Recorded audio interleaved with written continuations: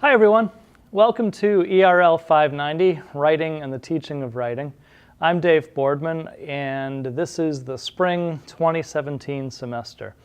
If you're watching this video, hopefully you're able to at least navigate through some basics of Moodle. There's a separate video that you'll find on the site that'll help you get a little finer in-depth on Moodle itself.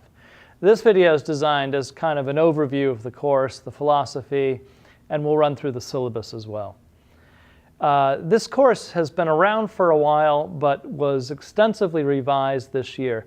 So you will see the syllabus you currently have change a number of times, just as we work the kinks out and sort of get things to be a smooth progression of events. So I'll keep you posted of any changes in the syllabus. You won't see anything major, just some tweaking as we go along. The philosophy of the course is kind of twofold. We designed this class to help people come to some understandings about teaching writing. And certainly, if you're going to be a writing teacher, it's really important that you're writing yourself. You don't have to be a great writer. You don't even have to be a comfortable writer, but it's really important to understand what students in front of you are going through as they're writing as well. So we do a lot of writing in the class. The other part is that it's not designed purely as a pedagogical look at teaching writing, but also as an opportunity for people to write themselves and to spend time writing about things they care about. So hopefully you will find those opportunities here in the course to take that on as well. Let's look at the syllabus, and I'm going to grab my copy right online. We'll start with the reading. There are two texts required for this course. They're both self-selected, meaning you pick what you'd like to read, but they're hopefully tied to projects. So one of the texts is something you'll be using as the basis for a book conversation with people. You'll lead an online conversation with your peers and hopefully bring to the table some new understanding, some new technique, some big idea to think about based on the book you read. The second book you're going to tie to one of the projects that you're working on in the course. I've provided a list of quite a few books that are possible, but there are really hundreds of other texts out there. And I'm not limiting you to these texts on this list, but hopefully offering these as a starter. Some of these authors I think are great, and they've been major helps in my life as a teacher. And they may get you started. But please explore, find what's interesting to you, take a look as much as you can online, and come up with two books that really will help talk to you about writing and teaching writing. The projects are very different for this time around in this course, so let's run through them.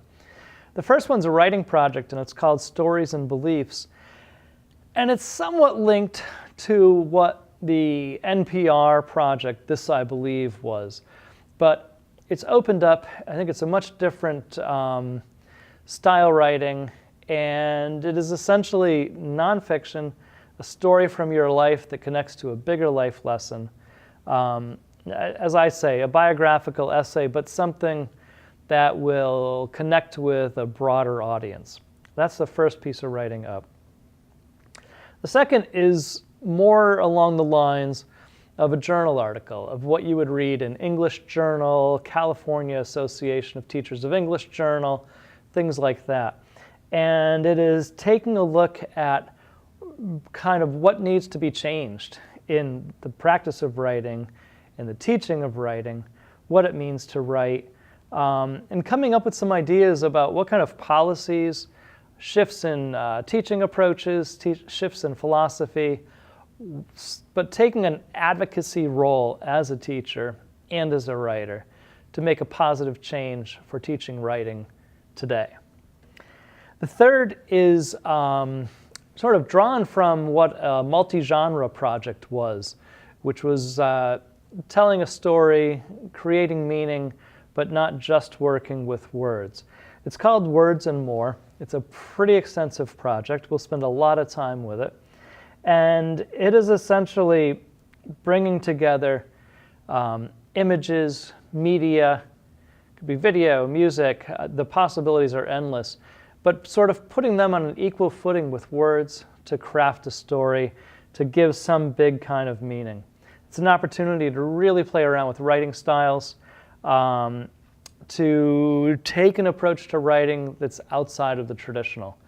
One student in a previous year took on a project about her father, and the way she did it was with a piece of writing as well as a video of all these artifacts from his life. And it was two pieces of media on very equal footing. Together, they told a complete story. Without one component, the story was half told. It was obviously had gaps. That's the sort of work we're trying to aim for, where words, images, other media all work together to tell a complete story. Writing in the World is a curriculum-based project, and it's you thinking about the students you work with, your classroom, and coming up with a way for writing to exist in students' lives, but have an impact and a real legit meaning outside of the classroom. So often, I think for writing teachers, writing happens within a classroom through this writing process, through everything from brainstorming through revision, and the publication becomes, publication for the teacher's desk or for the classroom journal or something like that, and that's where it ends. This project looks at writing from students doing service outside of the classroom. You'll be producing a writer's journal as you go through the course, and this first week is a perfect opportunity to start off. It works out to roughly 2 entries a week. Topics are generally your choice, though there are times when I'm going to ask you to think about something specific and write about that. I'm going to ask that you write in a forum, and probably a format that you can share with us. And, it's based on that idea that teaching writing means writing ourselves. And to ask students to take something on that we're not doing can sometimes be limiting for our own experiences. The last project is a writing development plan, and it's thinking about what professional development and writing looks like and really what it could look like. It could be for a school, it could be for a community, and it's really kind of pulling everything from the course together and figuring out what the research on writing tells us, what our own classroom experience tells us, and especially what the dialogue with the other people in this class has told us over this semester, and coming up with a concept that we can present to each other. Whether it goes into reality or not, who knows? It could be a great summer project for you or something for the future. But it's a way to bring things together and sort of challenge existing ideas and maybe create some new paradigms for thinking about teaching writing. Seems like a lot, and I think it is.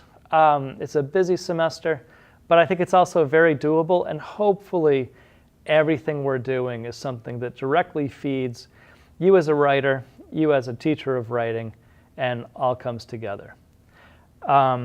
I am available almost any time to talk about the course, whether it is to answer a question in the online question forum, take a phone call or a text from you, or an email. So please, I think one of the challenges of learning online can be that distance that we have between us.